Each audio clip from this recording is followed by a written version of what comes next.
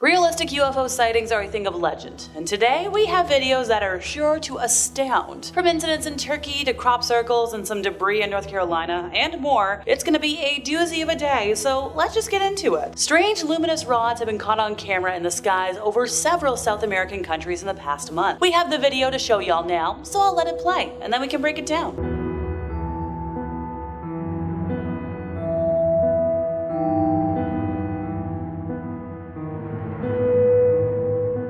Isn't that so wild? So all those long white and blue objects that appeared to slowly float across the sky in the video were filmed by residents of Argentina, Chile, and Brazil. One stunning example was filmed on April 29th by UFO researcher and engineer Rony Vernay on cameras he set up to monitor the southeastern night sky near Rio de Janeiro in Brazil. So an apparent cylindrical object glides into the frame at about 5:01 a.m., heading northeast and gradually moving out of sight over 80 seconds. On May 6th, a witness in Argentina filming with their phone captured a similar looking white object moving slowly through the sky above their house. That same day, at 7:14 p.m. in Vina del Mar, Chile, a third witness videotaped another incident, although this time the cylinder was more blue. Another video obtained by Vernay came from a Chilean witness that same evening. On May 8th, residents of a Brazilian town near the border with Uruguay filmed one that appeared to change color from white to blue to yellow. Vernay shared videos he collected from 4 witnesses in Brazil on May 9th, showing similar objects, but experts are baffled as to whether the objects are indeed UFOs or Starlink. But Starlink lights appear as distinct dots in a line, not a solid cylinder, and they don't change color. And also, there was no Starlink launch on April 29th when the video was captured. He said in an interview, "One video is from one of my cameras at a hotspot here in Rio. In May, these big luminous rods started to appear in Argentina, Uruguay, and south of Brazil. I have many videos people sent me. The only explanation for me would be Starlink, but no satellite train was visible at the time of the sighting." Now, Vernay, who works as an electronics and computer engineer at Brazilian oil firm Petrobras, is a prominent UFO researcher in Brazil.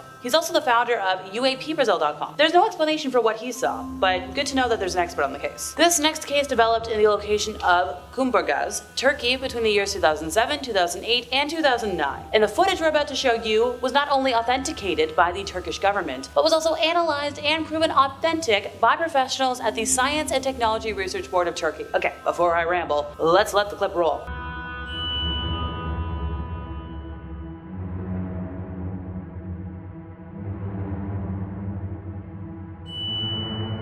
Absolutely insane what we just saw, right? So those videos were taken by a security guard at the Yeni Kent compound, which is located along the beach. One singularity of this case is that the images were made with a camera that had an adapter for close-ups of about 200 times optical, achieving a great amount of detail of the objects. During the time period of all this being taken, several minutes of close-range video were taken of metallic UFOs floating or changing shape while in flight over the sea coast of Marmara. Many special effects and imaging experts have tried to debunk the footage. After objective observation with the goal of proving it as a hoax, the experts that studied the raw footage were unable to find any evidence pointing in the direction of a balloon, a prop, a model, any kind of special effects, CGI, AI, you name it. This video was real. Alrighty everybody, so this next video was captured in 1996 by John Wabe and depicts 2 flying orbs creating a crop circle.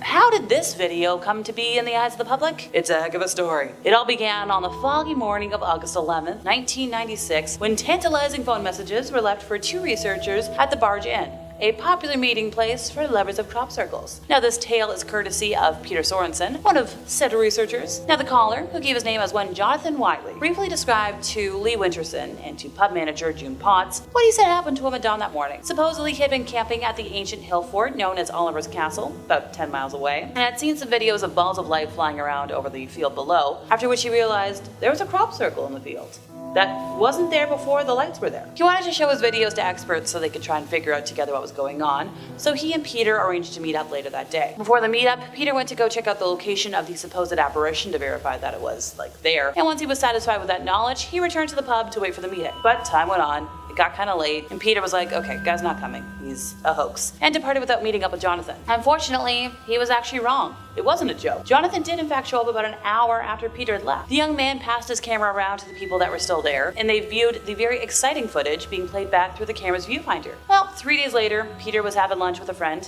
at the barge when a bashful man, about 22, sat down at the table. Didn't say a lot, and then eventually he leaned over to Peter and was like, "I'm Jonathan Wiley, the man who captured the lights making the crop circle." He confided that he wanted Peter to have a tape of the incident for analysis. He was like, "Hey, let's meet up in a couple of days. I'll give you the tape." He said he had left the pub and gone to spend the night at the hill fort, despite the fact that it had been raining, using only a big piece of plastic to cover his sleeping bag. And early in the morning, he heard a strange noise, like the classic electronic cricket, which is a sound that is frequently reported in association with crop circles. The rain had already stopped, so he's like, "Okay, I'll crawl in my bag, see what's going on." There, way down in the valley below the steep slope of the hill, were balls of light flying around over the crop. He watched, like in shock for a couple of moments, then grabbed his video camera. Now, at first, because it was raining, the camera didn't want to turn on, but thankfully, eventually, got the dang thing working, but by that time the lights had disappeared and he was like, "Damn it." But they soon reappeared, and that's when he started filming. So the crucial moment begins with 2 balls of light, which appear to be about 3 feet in diameter, already in the lower middle of the screen, skimming clockwise over the field of wheat at something like 100 miles an hour. Now, about 2 seconds into the action, the crop formation starts to materialize in the middle of the screen. And at the same time, in the upper extreme part of the picture, a very dim light flies behind a tree, reappears, crosses the distant hedge, and flies towards the middle hedge. Meanwhile, about 5 seconds into the scene, the first pair of lights has swerved away from the crop formation, and another one flying lower goes through the middle hedge at the far side of the field, and they glide off into the distance. So, from a modern point of view, sounds like drones, but this was way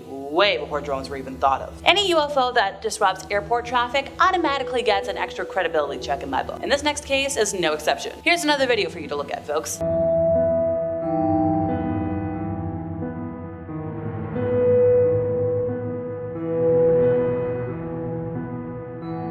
Flight operations at an international airport in Imphal, Manipur were halted for several hours last November after what was described by officials as an unidentified flying object hovering above the airport. In a public statement, the airport director literally called it a UFO. So when I was doing my research on this little video snippet, I stumbled upon a lot of Reddit chatter. User Historical Lychee34 said, "Hello, I am Indian from the state of Nagaland that borders this area. This news has gone viral and for good reason. I have relatives in the area who have said that this is not a hoax. It seems it really did happen and everyone is talking about it." When asked to elaborate, they said, well, surprisingly, a similar object was seen in a nearby area just a month before, which he finds it interesting that these are just recent events. You have to understand they live in an area in India that is pretty much kind of poor, kind of remote, and folks really aren't usually like superstitious. They don't really hunt UFOs actively. This case in particular is extremely interesting because folks weren't really like intercepting these objects. They were just kind of like, what's going on? And finally for today, I'm not quite sure what's going on over in North Carolina, but it's intriguing. So allegedly this next video was captured on January 25th of 2019, and it's been making the rounds over on Reddit. I'll let you watch it now.